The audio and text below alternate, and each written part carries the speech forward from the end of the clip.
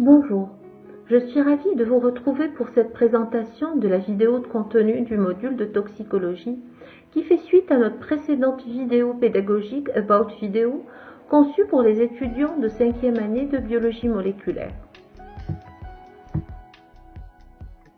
Aujourd'hui, nous allons plonger plus profondément dans le contenu de notre module de toxicologie réparti en 6 chapitres que nous avons cités dans la vidéo précédente. La toxicologie, dérivée des mots grecs toxikon qui veut dire poison et logos qui veut dire science, est une discipline scientifique qui s'occupe des toxiques, de leurs origines, leurs propriétés, leur devenir dans l'organisme, leur mode d'action, leur recherche dans les différents milieux et les moyens de combattre leur nocivité. Nous commencerons par des données générales sur la toxicologie, abordant les bases de cette science et ses applications pratiques. Alors, les intoxications peuvent soit être volontaires, cela inclut les cas où les individus prennent intentionnellement des substances toxiques, soit pour se suicider, soit dans le cadre de crimes. Alors, les substances couramment impliquées sont les médicaments, le monoxyde de carbone provenant des gaz d'échappement des voitures, les pesticides, les divers produits domestiques et le cyanure entre autres. Ou alors, les intoxications peuvent être involontaires, c'est-à-dire accidentelles. Alors, les intoxications accidentelles surviennent principalement chez les enfants, mais aussi chez les adultes, souvent en raison de confusion. Alors, les substances impliquées dans ces cas-là comprennent les médicaments, les champignons toxiques, les produits domestiques, ainsi que les métaux lourds tels que le mercure et le plomb. Parmi les nombreuses classifications des toxiques proposées, les plus importantes sont celles qui se basent sur la nature chimique du produit, leur mécanisme d'action toxique ou leur usage, ou enfin la nature du danger. Le corps humain fonctionne en tant que système ouvert, interagissant avec son environnement. Cet environnement, souvent exposé à la pollution et à divers toxiques, l'organisme à son tour sera exposé. Et l'exposition peut être soit aiguë ou chronique, par voie orale, respiratoire ou cutanée. L'introduction de molécules ou d'ions toxiques depuis l'environnement peut avoir des conséquences néfastes. Et le parcours d'un toxique depuis l'environnement jusqu'au site où il exerce son effet toxique dans l'organisme peut être subdivisé en 3 phases distinctes. Nous avons tout d'abord l'exposition, la toxicocinétique qui comporte 4 phases, l'absorption, la distribution, la métabolisation et l'élimination. Et après, tout ça va être effet sur la santé et sur le système à un point de vue systémique. Et bien évidemment, allant d'un point de vue tissulaire, cellulaire, moléculaire. Et c'est ce qu'on appelle la toxicodynamique des xénobiotiques. L'étude toxicologique comprend plusieurs types de toxicité. Nous avons tout d'abord la toxicité aiguë qui présente des effets immédiats après une exposition unique. Ensuite, nous avons la toxicité subaiguë qui survient après des expositions répétées sur quelques semaines ou mois. Et enfin, nous avons la toxicité chronique qui apparaît suite à des expositions prolongées et souvent irréversibles.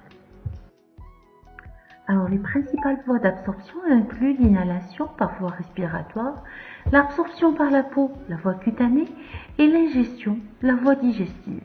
Il est également possible qu'une substance soit absorbée par plusieurs voies. Lorsqu'un organisme entre en contact avec une substance toxique, on va avoir un effet néfaste qui va se manifester.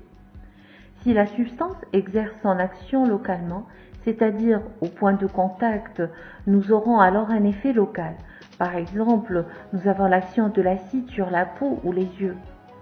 Alors l'effet local correspond à une action immédiate du produit au niveau de la zone de contact, par exemple au niveau du tube digestif, de la peau, de l'appareil respiratoire.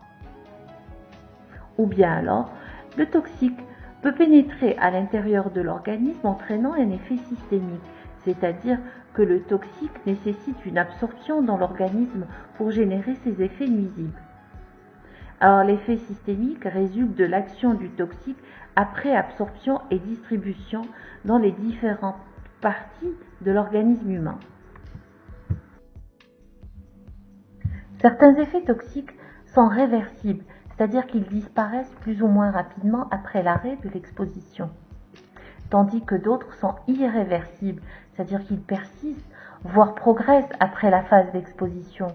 Nous avons l'exemple d'un tissu tel que le foie qui a une importante capacité de régénération, donc la majorité des atteintes sont réversibles. Au contraire, elles sont généralement irréversibles lorsqu'il s'agit d'une atteinte du système nerveux central, les neurones ne pouvant pas être facilement remplacés. Les substances toxiques peuvent agir de différentes manières pour perturber le fonctionnement normal du système immunitaire.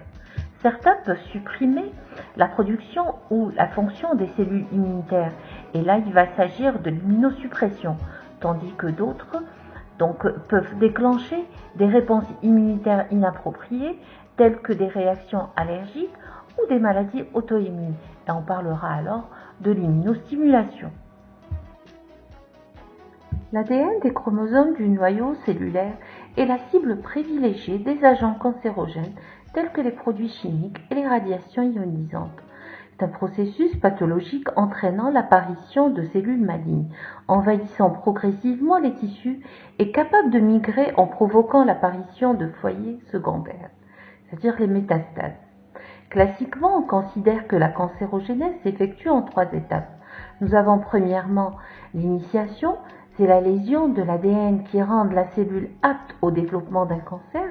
Il survient à la suite d'une mutation induite par une substance cancérogène. Deuxièmement, nous avons la promotion, c'est la multiplication des cellules initiées jusqu'à l'apparition d'une cellule cancéreuse, la cellule mère de la tumeur.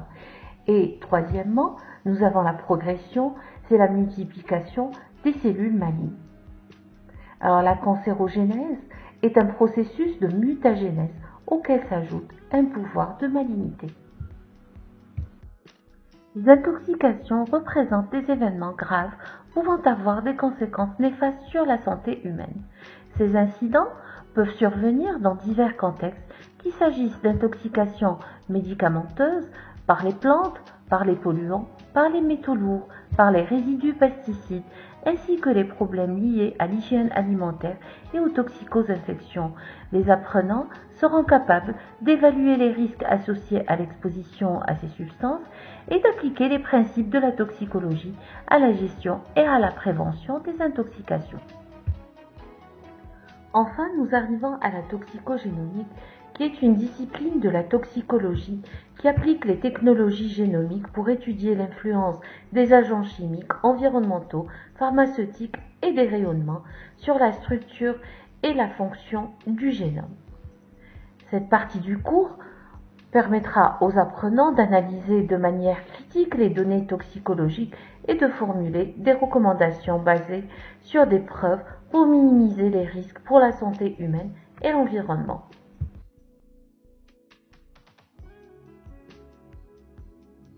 Merci de votre attention.